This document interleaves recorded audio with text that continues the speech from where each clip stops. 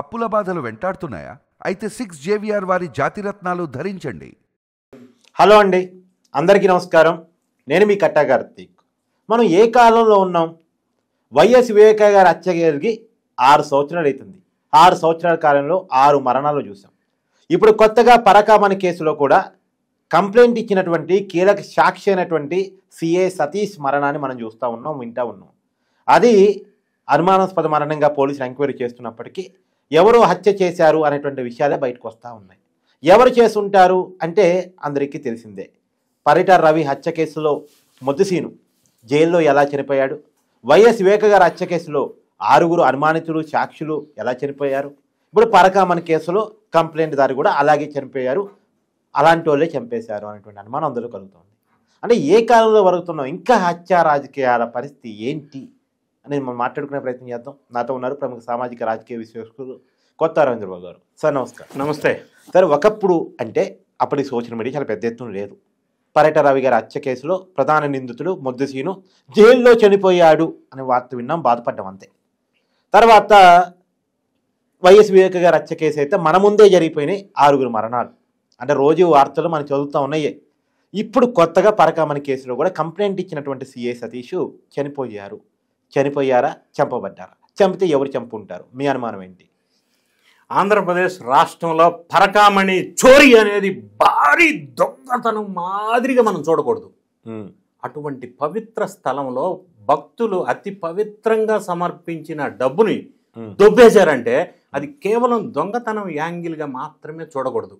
అన్య మతస్థులు మాత్రమే ఇటువంటి కార్యక్రమాలు చేస్తారు తప్ప హిందువులు మాత్రం ఇటువంటి పనులు చేయరు. ఈ రవికుమార్ ఈ కేసులో, పరకామణి కేసులో అక్యూజ్డ్గా ఉన్నటువంటి వ్యక్తి పరకామణిలో పనిచేస్తూ అండర్ గార్మెంట్స్లో పైసలు దొబ్బేసి పట్టుబడిన విషయం వెలుగులోకి వచ్చింది. ఎంత దొబ్బాడండి సార్ ఆ రోజు? 9.3 crores యాక్చువల్గా అతను దొంగిలించింది. కానీ ఎఫ్ఐఆర్లో రికార్డ్స్లో 72 lakhs రాశారు. మిగతాది ఎవరు దొబ్బారు? ఓకే, ఒకటి నంబర్ 1. నంబర్ 2, ఇతను గతంలో ఒక 50-60 సార్లు ఇదే మాదిరి డబ్బు దొంగతనం చేసినట్టుగా ఇప్పుడు ప్రాథమికంగా వెలుగులోకి వచ్చింది. 50-60 సార్లు. ఎస్.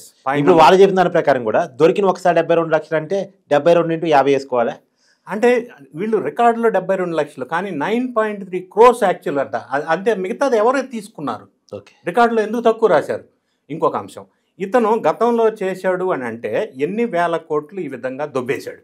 ఓకే. నంబర్ 4, ఒక ఎంప్లాయీ పరకామణిలో పైసలు లెక్క పెట్టే ఒక స్థాయి ఎంప్లాయీ ఇంత పెద్ద ఎత్తున లూటీ చేసే ధైర్యం, పెద్దల అనుగ్రహం లేకుండా, సపోర్ట్ లేకుండా, ఇన్స్ట్రక్షన్స్ లేకుండా చేసే అవకాశం ఉందా?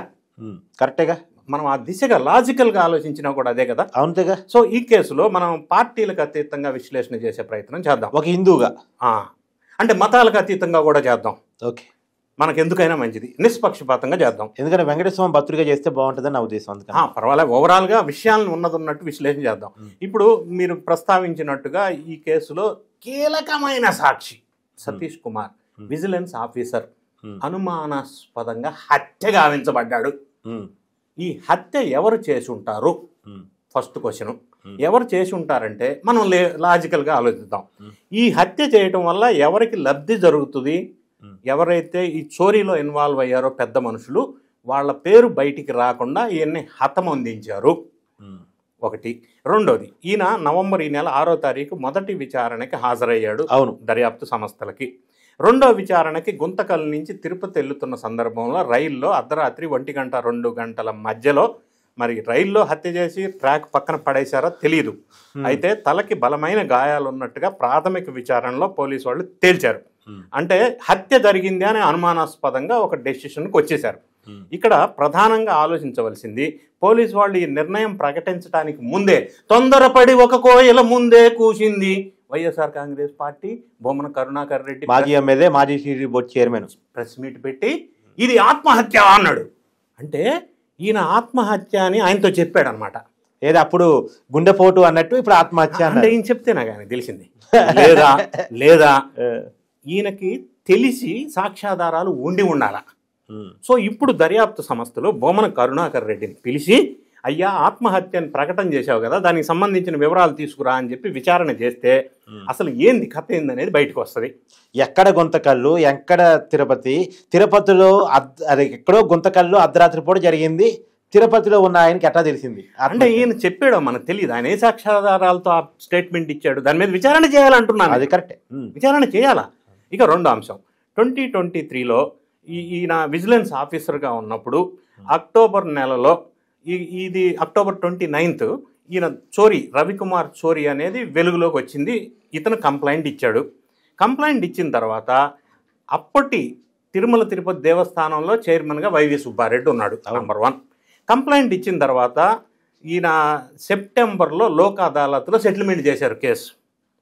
అప్పుడు తిరుమల తిరుపతి దేవస్థానం చైర్మన్గా బొమ్మన కరుణాకర్ రెడ్డి ఉన్నాడు. సో వీళ్ళిద్దరు పాత్ర ఇందులో ఎంతవరకు ఉన్నది అనేది విచారణ చేస్తే తెలుస్తుంది. అది ఇప్పుడు కంప్లైంట్ ఎప్పుడు, రాజీ ఎప్పుడు కుదిరింది? ఈ కంప్లైంట్ పూర్వపరాలు పరిశీలించినట్టయితే 2023లో ఏప్రిల్ 29వ తారీఖు ఈ విజిలెన్స్ ఆఫీసరు ఈ దొంగతనాన్ని చూసి కంప్లైంట్ ఇచ్చారు. ఓకే. అప్పుడు తిరుమల తిరుపతి దేవస్థానం చైర్మన్గా వైవి సుబ్బారెడ్డి ఉన్నారు. తర్వాత సెప్టెంబర్ నెల 30వ తారీఖున లోక్ అదాలత్లో సెటిల్మెంట్ జరిగింది, రాజీ జరిగింది. అప్పుడు బొమ్మన కరుణాకర్ రెడ్డి చైర్మన్గా ఉన్నారు. ఓకే. సో ఈ రాజీ అనేది జరగాలి అంటే ఈ కన్సర్న్ సతీష్ కుమార్ ఎవరైతే ఉన్నారో విజిలెన్స్ ఆఫీసరు, ఆయనకి రాజీ చేసే పవర్ లేదు. కానీ అనివార్య కారణాల వల్ల పెద్దల నుంచి ఒత్తిడి కారణంగా నేను రాజీ కుదిర్చాను అని ఆయన రిటర్న్గా విజిలెన్స్ రిపోర్ట్లో రాశాడు. ఓకే. ఆ పెద్దలు ఎవరు ఒత్తిడి చేస్తే అయినా సెటిల్మెంట్ చేశాడు లోక్ అదాలత్లో, చెట్టు కింద సెటిల్మెంట్ చేసినట్టు. ఎవరైనా దొంగతనం చేస్తే దొంగను పట్టుకున్న తర్వాత శిక్ష ఎలా వేయాలని ఆలోచిస్తారు, కానీ ఈ కేసులో దొంగను పట్టుకొని ఎలా రక్షించాలని ఎందుకు ఆలోచించారో. అవును, సరే, సెటిల్మెంట్ చేయాల్సిన అవసరం, అది కూడా దేవుడి సొమ్ముని. దొంగలించిన సొమ్ము మళ్ళీ దేవుడికి దానం ఇవ్వచ్చా? First point. Second point, 14 crores worth దేవునికి వీళ్ళు రాసి ఇచ్చారు అని చెప్తున్నారు. అసలు రాసి ఇచ్చేటప్పుడు దేవస్థానానికి కొన్ని రూల్స్ రెగ్యులేషన్స్ ఉన్నాయి.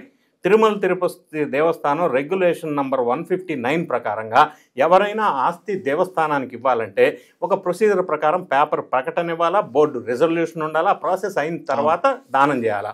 మరి అవన్నీ లేకుండా వీళ్ళు ఎందుకు వైలేట్ చేసి దానాన్ని చేశారు? మూడోది, తిరుమల తిరుపతి దేవస్థానంలో అప్పటికే 25,000 కోట్ల ఫిక్స్డ్ డిపాజిట్స్ ఉన్నాయి. ఈ 14 కోట్లు ఈయన ఎందుకు ఇచ్చాడు అంటే, ఇచ్చేస్తే దేవస్థానానికి చేసిన దొంగతనం మాఫీ అయిపోద్దా? ఈ లాజిక్ చెప్పింది ఎవరు, చేపించింది ఎవరు? ఈయన ప్రస్తావించాడు, ఈ విజిలెన్స్ ఆఫీసర్ నాకు ఒత్తిడి ఉందని. ఆ ఒత్తిడి ఎవరు చేశారనేది ఈరోజు ఈయన ప్రయాణం చేస్తూ విచారణకు అటెండ్ అయ్యి ఉంటే ఆయన పేరు బయటికి చెప్పే అవకాశం ఉంది ఈ విచారణలో. కానీ ఆ పేరు రాకుండా మరి ఎవరు ఈయన హత్య చేశారంటే ఆ పేరు ఎవరిదో వాళ్ళు హత్య చేశారు. ఎవరు తొందరపడి ఆత్మహత్య అన్నారో వాళ్ళ పాత్ర ఉండి ఉంటుంది అని అనుమానాస్పదంగా ఉంది. అయితే ఈ పూర్వాపరాలు మనం పరిశీలించినట్టయితే దీని బ్యాక్గ్రౌండ్ ఒకసారి ఆంధ్రప్రదేశ్ రాష్ట్రంలో ప్రధానంగా మనం చర్చించుకుంటే 2 సంఘటనలు, దుర్ఘటనలు మనకు గుర్తొస్తాయి. ఒకటి, మాజీ మంత్రి అప్పట్లో పరిటాల రవి వైఎస్ రాజశేఖర రెడ్డి ముఖ్యమంత్రిగా ఉన్నప్పుడు హత్య చేశారు ఆయన్ని. అవును. ఆ హత్య జరిగిన తర్వాత నేరస్తులు, కరడుగట్టిన నేరస్తులు ఏం చేస్తారంటే సాక్షుల్ని ఎవరిని లేకుండా చేసేస్తారు. అవును. అప్పుడు కేసు ఎవరికి ఏమి కాదు. అవును. ఇందులో ఈ ప్రిన్సిపల్లో భాగంగా పరిటాల రవి హత్య చేసినటువంటి మొద్దు సీన్ని జైల్లో చంపేశారు. అవును. అంటే సాక్ష్యం ఉండకూడదని. అసలు జైల్లో చంపుతారని ఎవరు ఊహించారు కదా, జైల్లోనే డంబెల్తో చంపేశారు. ఇంకొక అంశం, ఆ చంపినోడిని మళ్ళీ చంపేశారు. ఇంకొక అంశం, ఈ హత్యకి టోటల్గా యానిమేషన్స్, ఆయుధాలు సప్లై చేసిన అజీజ్ రెడ్డి ఎన్కౌంటర్లో చంపేశారు. ఈ హత్యకి ప్రత్యక్ష సాక్షి ఉన్నటువంటి వ్యక్తిని, మల్లికార్జున్ని చంపేశారు. ఇలా ఈ హత్యకి ప్రత్యక్షంగా పరోక్షంగా ఇన్వాల్వ్ అయిన వాళ్ళందరూ కూడా చనిపోబడ్డారు, హత్య చేయబడ్డారు. అంటే సాక్ష్యాలు లేకుండా చేశారు. ఇది ఒక ఘటన మనకి రిఫర్ చేసుకోవచ్చు. రెండోది, ఈ మధ్యకాలంలో మీరు అన్నట్టుగా 2019 మార్చి 15th జరిగిన వివేకానంద హత్య ఒకసారి మనం చూసినట్టయితే ఆ హత్యలో కూడా ఇన్వాల్వ్ అయిన ప్రత్యక్ష పరోక్ష సాక్షులంతా అనుమానాస్పద మృతి. అది శ్రీనివాసరెడ్డి సూసైడ్ చేసుకున్నాడు, ఆయన ప్రత్యక్ష సాక్షి అందులో. మరి జగన్ రెడ్డి గారు ఆ టైంలో హైదరాబాద్లో ఉంటే సమాచారం వస్తే సాయంత్రం పులివెందుల ఈ ఘటనా స్థలానికి ఆయన వాళ్ళ వైఫ్ ఒక కారులో వెళ్ళారు. ఆ కారు డ్రైవరు నారాయణ యాదవ్. ఈయన వెళ్ళే మార్గ మధ్యంలో ఈ 4-5 గంటల్లో ఆయన ఎన్నో ఫోన్లు మాట్లాడి ఉంటారు. ఇది విన్నది ఒక వ్యక్తి, నారాయణ యాదవ్, ఆ కారు డ్రైవరు. నెక్స్ట్ డే చచ్చిపోయాడు అనుమానాస్పదంగా. అవును. ఎందుకు? ఏంటి కనెక్షన్? దీని మీద ఎందుకు విచారణ చేయలేదు దర్యాప్తు సంస్థలని సునీతమ్మ గారు మొన్న కోర్టులో పిటిషన్ వేశారు. అవును, 10 అంశాలు ప్రస్తావించారు, అందులో ఇదొక అంశం. తర్వాత దస్తగిరి జైల్లో ఉంటే ఆయన్ని డాక్టర్ సంతోష్ రెడ్డి అని అతను వెళ్ళి బెదిరించేసి 10 కోట్లు ఇస్తామని చెప్పి భయపెట్టాడు. మరి ఆ 10 కోట్లు ఇస్తానంది వైఎస్ అవినాష్ రెడ్డి అని చెప్పి దస్తగిరి అంటున్నాడు. అది ఎందుకు ఇస్తామన్నారు, ఎవరు ఇస్తామన్నారు, సోర్స్ ఆఫ్ ఇన్కమ్ ఏంది, ఎక్కడ ఇస్తామన్నారు, ఎందుకు, పర్పస్ ఏంటి అనేది ఎంక్వైరీ చేయలేదు. తర్వాత వాచ్మెన్ రంగయ్య అనుమానాస్పద మృతి చెందిన విషయం మనం చూసాం. ఇదే కాకుండా ఈ కేసులో డాక్టర్ అభిషేక్ రెడ్డి చనిపోయిన బాడీకి కుట్లేశాడు. ఆయనను డాక్టర్ గంగిరెడ్డి భారతి వాళ్ళ తండ్రి, వాళ్ళిద్దరు అనుమానాస్పద మృతి చెందారు. ఈ పరంపర చూస్తే వైఎస్ వివేక హత్య కేసులో సాక్షులుగా ప్రత్యక్షంగా పరోక్షంగా ఉన్న ఒక 6 అనుమానాస్పద మృతి చెందితే దర్యాప్తు సంస్థలు ఆ దిశగా ఎందుకు దర్యాప్తు చేయలేదు? ఎక్కడ దర్యాప్తు చేయకుండా ఎవడు ఆపాడు వాళ్ళని? ఏ శక్తి ఆపింది? ఏ ఇన్ఫ్లుయెన్స్ ఉపయోగించి ఈ దర్యాప్తు సంస్థలు ఈ హంతకులను ఎందుకు పట్టుకోలేకపోయింది అనేది సునీతమ్మ గారు ప్రధానంగా ఆరోపిస్తున్నటువంటి అంశం. దీనికి సపోర్ట్ చేస్తూ ఈ కేసులో A2గా ఉన్నటువంటి సునీల్ యాదవ్ కూడా ఒక రిటర్న్ స్టేట్మెంట్ ఇచ్చి దర్యాప్తు జరగవలసిన తీరులో జరగట్లేదు, అసలు పెద్ద మనుషుల వైపు దర్యాప్తు చేయటం లేదని ఆయన కూడా స్టేట్మెంట్ ఇచ్చిన సందర్భం మనం చూసాం. ఇప్పుడు ఈ సతీష్ కుమార్ విజిలెన్స్ ఆఫీసర్ కనుక నోరు విప్పితే ఎవరి పేర్లు బయటకు వస్తాయో వాళ్ళు ఇరుక్కుంటారు. కాబట్టి వాళ్ళు ఖచ్చితంగా ఈయన్ని హత్య చేశారనేది సంతోష్ కుమార్ కుటుంబ సభ్యులు చెప్తున్నారు. వాళ్ళు ఏం చెప్తున్నారంటే, మా అబ్బాయి ఆత్మహత్య చేసుకునే అంత పిరికివాడు కాదు, నాకు చాలా ప్రెషర్స్ ఉన్నాయి, పెద్ద వ్యక్తులు ఇందులో ఇన్వాల్వ్ అయ్యారు, నేను నిజాలన్నీ చెప్తానని వాళ్ళ ఇంట్లో చెప్పాడంట. వీళ్ళ ఫ్రెండ్, చనిపోయిన వ్యక్తి ఫ్రెండ్ రామాంజనేయులు ఒక అతను ప్రెస్లో చెప్తా ఉన్నాడు, ఈ వ్యక్తి నాకు చాలాసార్లు చెప్పాడు, నాకు ప్రాణభయం ఉంది, నాకు ఏదన్నా చేస్తారు, పెద్ద మనుషులు ఇన్వాల్వ్ అయ్యారు అని చెప్పాడంట. సో ఇవన్నీ మనం ఓవరాల్గా చూసినట్టయితే ఇతను ఏ విషయం ఎప్పుడు ఎవరి పేరు బయటికి చెప్తాడో విచారణకు అటెండ్ అయితే అని చెప్పి విచారణకు అటెండ్ కాకుండా మార్గ మధ్యంలోనే ఇతన్ని దారుణంగా హత్య చేసి సాక్ష్యం లేకుండా చేసేసిన సందర్భం ఇది. సో ఇప్పుడు దర్యాప్తు సంస్థలు ఇన్స్టెంట్గా టేకప్ చేయాల్సిన అంశం ఏంటంటే, ఈ కేసులో అక్యూజ్డ్గా ఉన్న రవికుమార్ను కూడా వీళ్ళు ఎప్పుడైనా ఏదైనా చేసే అవకాశం ఉంది, వాళ్ళ కుటుంబ సభ్యులను కూడా. సో వాళ్ళకి రక్షణ కల్పించాల్సిన బాధ్యత ఉంది. ఈ కేసులో ఇన్వాల్వ్ అయిన ప్రతి ఒక్కరికి రక్షణ కల్పించకపోతే సాక్షులు గతంలో 2 కేసుల్లో లాగా వీళ్ళు హతమార్చే అవకాశం ఉంది. ఎందుకంటే ఈ రవికుమారు 14 crores వర్త్ దేవస్థానానికి ఇచ్చిన తర్వాత ఆయనకు సంబంధించిన అక్రమ ఆస్తులన్నీ కూడా సుమారుగా ఒక 500 కోట్లు ఈ అప్పట్లో దేవస్థానంలో ఉన్నటువంటి పెద్ద మనుషులు దోచేశారు, దొబ్బేశారు, గుంజుకున్నారు, అక్రమంగా ఆస్తులు ఈయన సంపాదించి వాళ్ళు లూటీ చేసి తీసేసుకున్నారు. ఈయన్ని రక్షించినారు అన్న ఒక దీంతో బెనిఫిట్ చేశారు. కాబట్టి సో వీటన్నిటి అంశాల మీద ఇంకా వెలుగులోకి లోతైన ఎంక్వైరీ జరగాల్సిన అవసరం ఉంది. ఇప్పటికే రవికుమార్ ఆస్తుల మీద ఏసీబీ ఎంక్వైరీ నడుస్తుంది, మొత్తం పరకామణి చోరీ మీద సిఐడి ఎంక్వైరీ నడుస్తుంది. ఖచ్చితంగా మీరన్నట్టు ఖచ్చితంగా దీంట్లో ఉన్నటువంటి సాక్షులు కావచ్చు, అనుమానితులు కావచ్చు, నిందితులు కావచ్చు, వీరందరికీ కూడా రక్షణ అయితే ఇవ్వాల్సినటువంటి బాధ్యత సిఐడి మీద ఉంది. అంటే పనిలో పనిగా ఇంకా కొన్ని అంశాలు వెలుగులోకి వచ్చినాయి. ఇప్పుడు తిరుమలలో ఎవరైనా భక్తులు దొంగతనం చేస్తే భక్తుల దగ్గర నుంచి డబ్బులు కానీ ఆభరణాలు వస్తువులు కానీ పోతే అవన్నీ కూడా 90 రోజుల్లో విచారణ చేసి హుండీలో వేయాలి. సో ఇప్పుడు వెలుగులోకి వచ్చింది ఏంటంటే ఆ డబ్బులన్నీ కూడా వీళ్ళు పెద్ద మనుషులు దొబ్బేశారు, హుండీలో వేయలేదని ఒక వార్త వస్తూ ఉంది. ఇంకొక అంశం ఏంటంటే ఈ రవికుమార్ వేరే ఆస్తులన్నీ కూడా వీళ్ళు భారీ ఎత్తున లబ్ధి పొందారు అనేది ఒకటి వెలుగులోకి వస్తూ ఉంది. ఎందుకంటే ఇన్ని రూల్స్ వైలేట్ చేసి వీళ్ళు ఎందుకు సెటిల్మెంట్ చేశారు అనేది ఒకటి.